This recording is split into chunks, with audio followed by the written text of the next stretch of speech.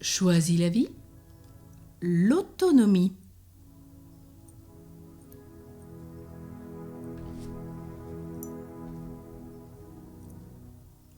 Être autonome, ce n'est pas seulement s'affranchir de la dépendance financière de ses parents ou de son conjoint, etc.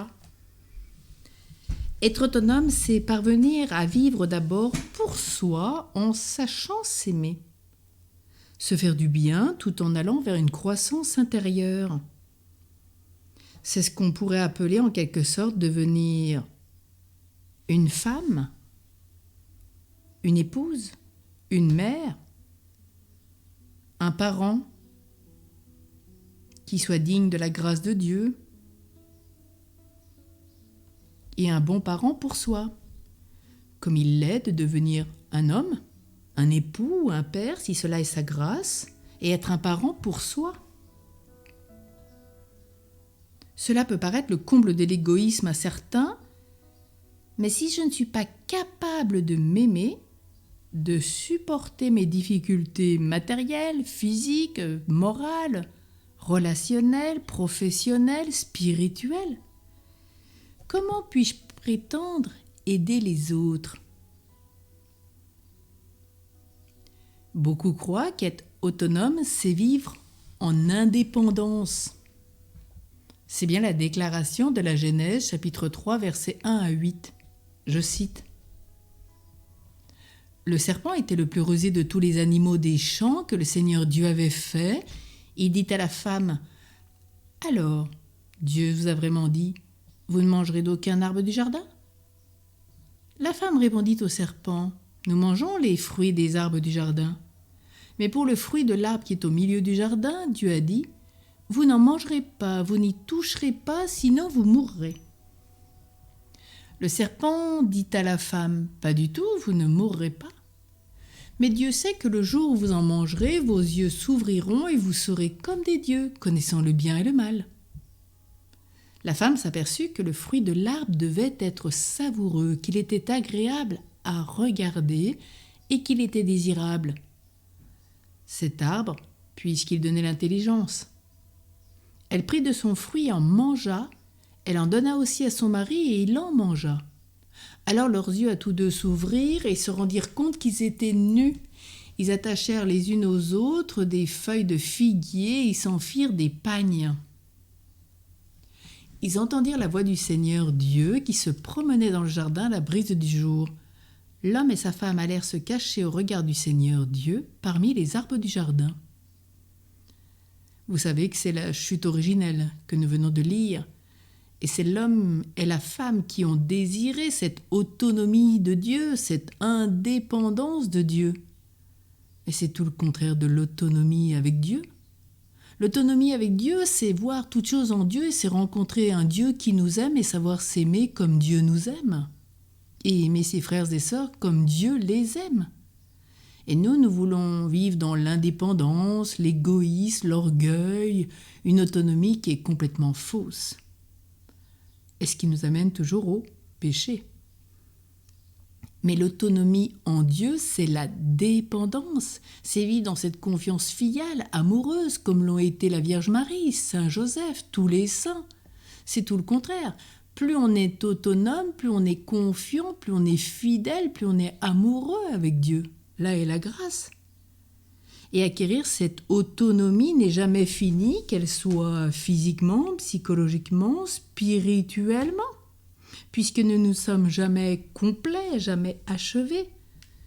La recherche de l'autonomie, certes, par une indépendance aussi, il le faut, affective, ce qui est juste, et financière. On ne peut pas rester accroché à ses parents toute une vie ou complètement dépendant de ses parents, que ce soit même affectivement. Il y a une croissance à avoir. Et les enfants qui nous sont donnés pour Dieu, pour qu'ils puissent se déployer et vivre leur chemin, l'appel auquel Dieu leur demande de répondre.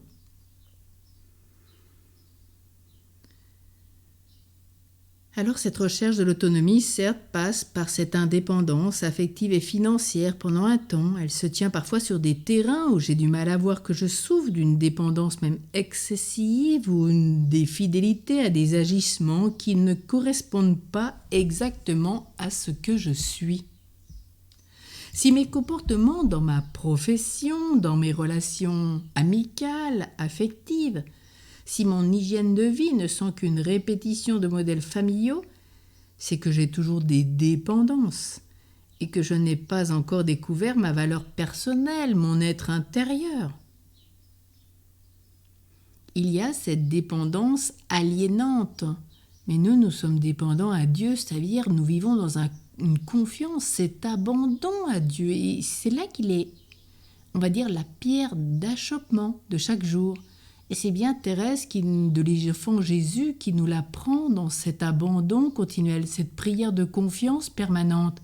Elle qui est docteur en sciences de l'amour, et en cette année jubilaire particulièrement, combien nous avons encore plus à lui demander, à nous apprendre la dépendance, mais la vraie, celle de l'amour véritable d'un Dieu qui nous aime, que nous savons que nous sommes aimés par lui, que nous aimons en retour, et qui nous apprend cet amour des uns et des autres.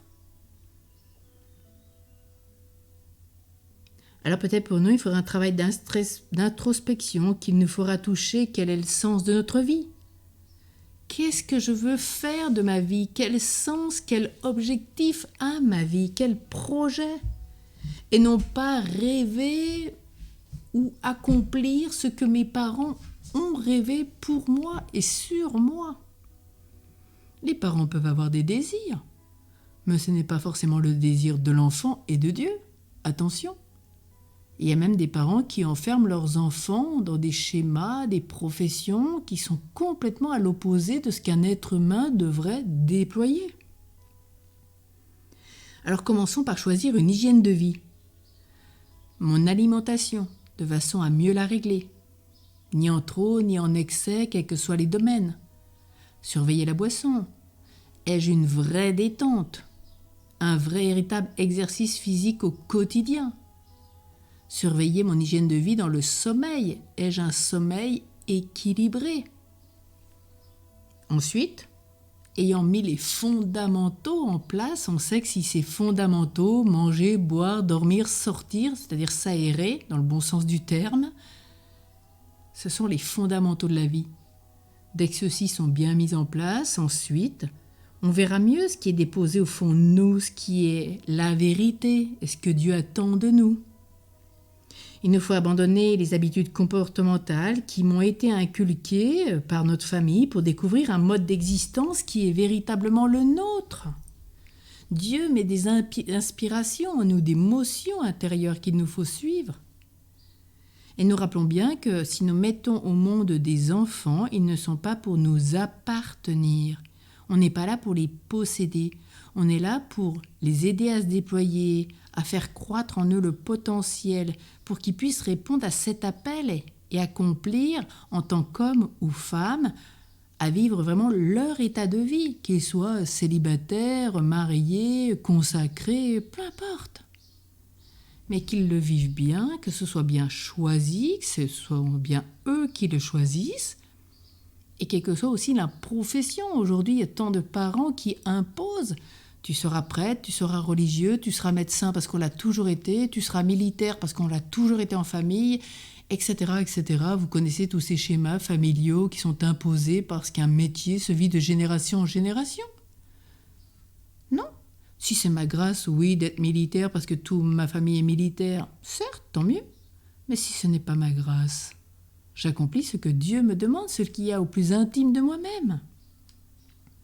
Je me libère de tout ce qu'il y a d'excessif dans ma vie, mais aussi des justifications. Je rappelle que la justification ne sert à rien,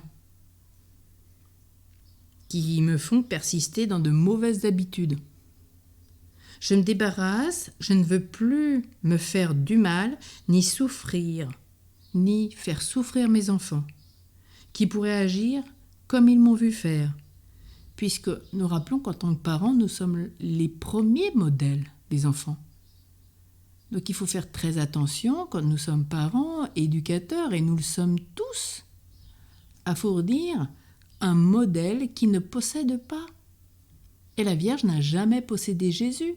Joseph n'a jamais possédé la Vierge ni Jésus. Il les a protégés, accompagnés, il a travaillé pour venir à la subsistance de la famille. Mais après, la Vierge Marie avait sa mission à accomplir, Jésus avait la sienne. Et heureusement qu'ils n'ont pas laissé Jésus vivre à la maison jusqu'au bout. Comprenez bien que Jésus, il avait sa mission à accomplir sur la terre avant de retourner auprès du Père.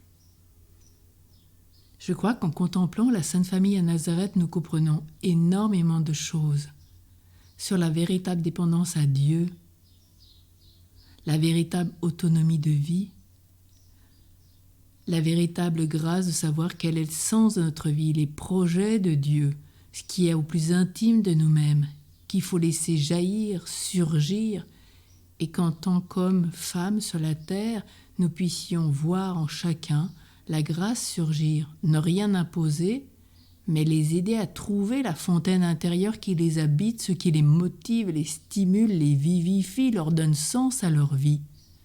Et de ce fait, chacun accomplira bien sa mission et vivra dans une totale confiance et abandon en Dieu, et non cette autonomie de la Genèse qui nous a conduits au péché, mais bien l'autonomie qui nous mettra dans cette grâce de la rencontre du Dieu qui nous aime.